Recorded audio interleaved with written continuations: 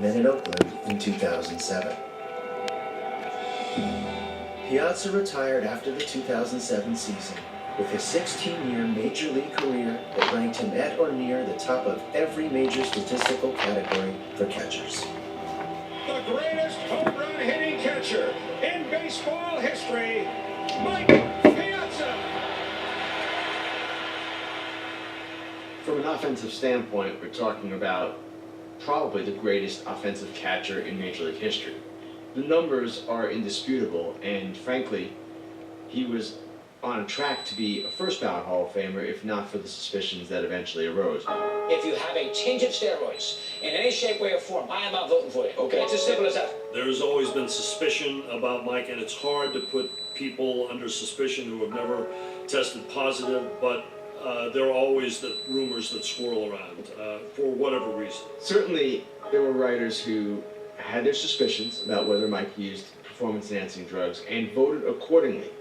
Now, in my view, that wasn't right. I don't know how you can withhold a vote on the basis of suspicion. It's almost un-American to me, but on the numbers, there was no question. There was no doubt. As much as there is a numerical aspect to it, there is a perception is reality aspect as well. I just don't understand what part of no people don't understand. It's just something that, unfortunately, as you said, is a black mark on the game. And I hate the fact that it happened in the game because, you know, I'll always love the game. It's given me everything. And, I mean, I really just have too much respect for the game. You know, I've always decided I never want to be that guy to be bitter. I've always be thank God for what I have and for what I don't have, and just be patient. Always take the high road. You still can't understand the emotion and, you know, the reverence of history here. It's just something that you can't describe. So I have to still pinch myself, you know, to make sure this is kind of happening. And so, after waiting 3 years, the kid from Phoenixville, Pennsylvania, chosen as a favor in the 62nd round of the draft, was inducted into the Hall of Fame, immortalized as a New York Met. How can I put into words my thanks, love, and appreciation for New York Mets fans? You have given me the greatest gift and have graciously taken me into your family. Looking out today at all the incredible sea of blue and orange brings back the greatest time of my life. It's actually one of the best stories in baseball history. A 62nd round pick, not only making it to the majors, but to become a star player, an all-star player, and then to become a Hall of Famer. It just doesn't happen. Every scout that missed him that I see now, Yeah, it's true. will say, hey, you know, Doc, how did we miss him? Nobody liked him. Nobody thought he could catch. Nobody thought he could play. Nobody thought he could hit. But you can't see here, Mike. I got a call from one of our scouts, and he said, that boy would have never made it without you. I said, he made it by himself. He did the job. I just gave him the opportunity. How'd you like to get a guy, Bob, in the 62nd round? That kid's too old. What were the odds of winning Powerball? That's about the odds that Mike Piazza, that guy, drafted there, will go on to a Hall of Fame career. To me, those are very similar odds. Somebody won the Powerball, Mike won the Powerball. The story of Mike, as much as anything, is a story of perseverance. If you believe in yourself, given an opportunity, do everything you can do. But here's a player who did that and is in the Hall of Fame. It doesn't get any better than that.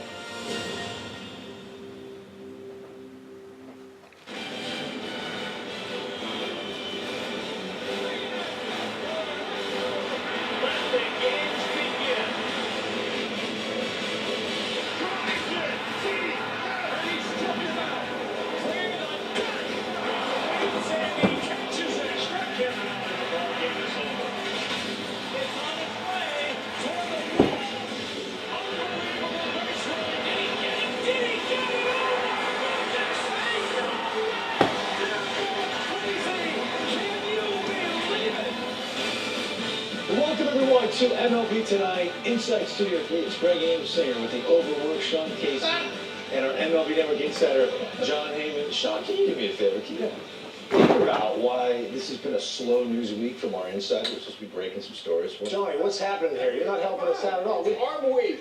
They're doing the arbitration cases. We used to share an office too. They big Tommy and left. I know. We used to share an office. No, that's not. When he was getting his insider calls, he's like, Casey's too loud in there. No. It's an office with like 7 people You're in right. there. It's just like, I felt like I was back in summer camp. He was with Ripken with his fan going, and it's ridiculous. Yeah. Johnny, can you just make something up today? Just make up a story. John Casey traded to the Giants. All right. This is actual real baseball news. The Oakland A's land a closer, Santiago Casilla, 2 years, $11 million. He spent his first 6 seasons with the Oakland A's, so a reunion. Had much more success in San Francisco, where he spent his last 7 seasons, posting a sub-3 ERA in all but one campaign, and that was last year when his ERA was over 3.5. Casilla turns 37 in the month of July. Look at the last 3 seasons. He was terrific in 2014, a sub-2 at 1.7 ERA, one of many closers. They had 3 guys closing that year, and then became the premier guy the last 2 seasons, 38 saves, 31 saves. But Sean, it's weird that he literally went into this free agent market, as an older reliever, with not a lot of momentum based on how his time in San Francisco ended, right? Yeah, well, he scuffled. I mean, he scuffled last year. Closing, obviously lost the closing job. And that one game, too, last year when they lost to the Cubs, they didn't even bring him in. I mean, they were brought in everyone. They were bringing in guys that were on the bench. It seemed like pitchers were brought in. This is NLDS Game 4, yeah. They could not get anybody out. And I think you were thinking, though, where's Casilla? I know he's been scuffling, but he's still a pretty decent pitcher.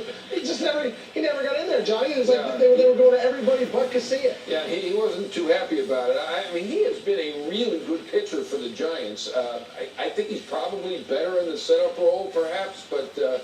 I don't think it's a bad signing at all for the A's. And he gets to stay in the Bay Area where he's always been, so I'm sure he's happy, but I like this guy. So you're saying they spent 2 years, $11 million for a guy, and with incentives it could be an extra $3 million for Santiago Casilla, John. They got Doolittle, they got Axford.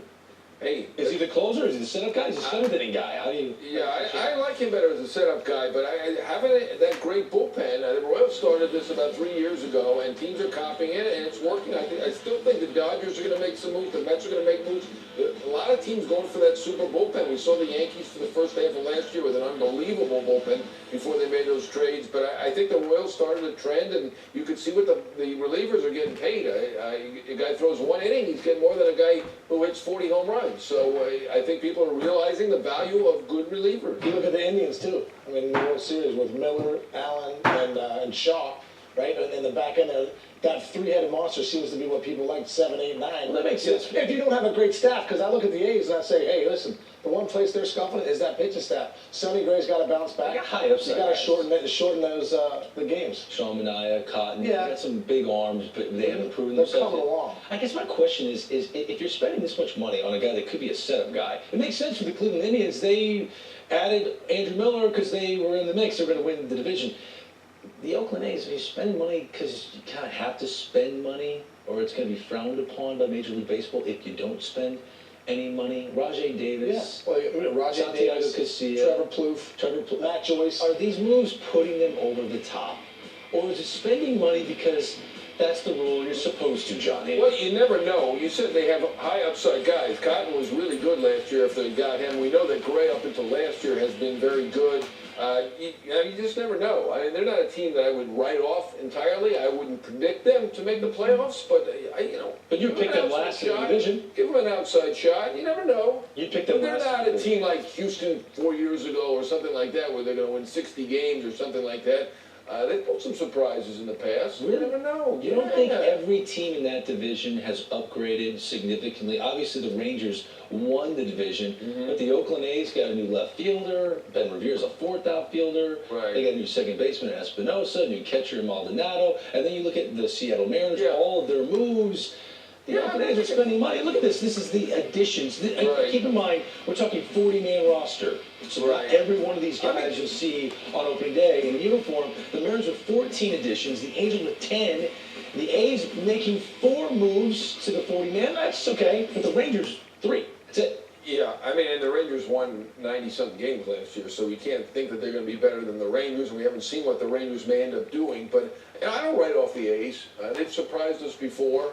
Chris Davis looks like a star in the making. Those young pitchers could be huge. Minaya could have a very strong year. It's a team with youth. I think Roger Davis is a good addition. You're looking at me like I'm crazy, but No, I'm not. that's all right. You're not? No, you said That's just a normal look.